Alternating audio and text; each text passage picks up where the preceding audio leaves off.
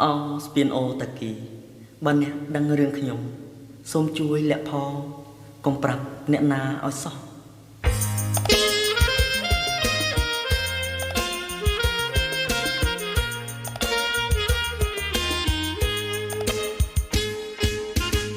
សម្រក់ទឹកខ្មៅលើដំបៅចាស់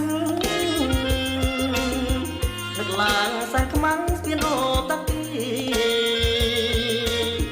កាលបងនឹងអូនសាងក្បូនជីវីកាលបងនឹងអូនសាងក្បូនជីវីក្រោមដើមកគីក្នុងខ្ទមទុរពុតអូនតាមដៃទៅមង្គលបុរី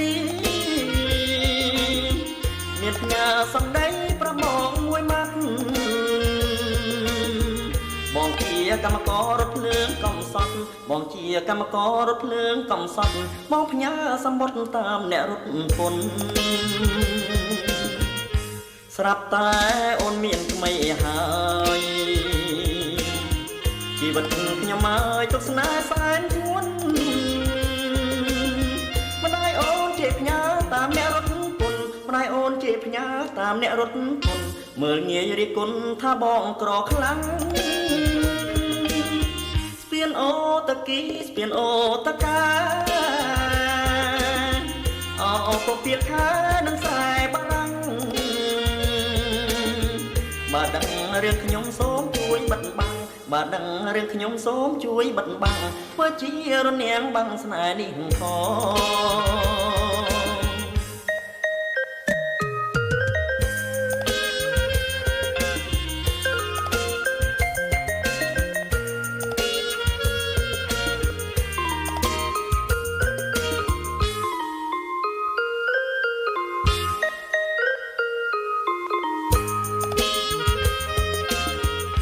ស្រាប់តែអូនមានថ្មីហើយជីវិតខ្ញុំមកទុកស្នេហ៍សែនពួន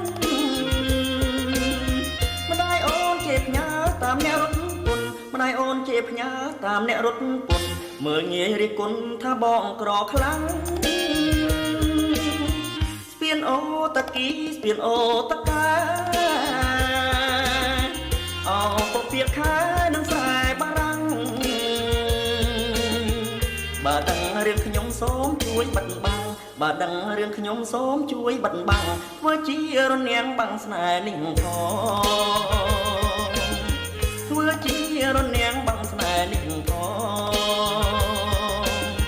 ធ្វើជារនាងបាំងស្នេហ៍នេះផងធ្វើជារនាងបាំងស្នេហ៍នេះផងធ្វើជារនាងបាំងស្នេហ៍នេះ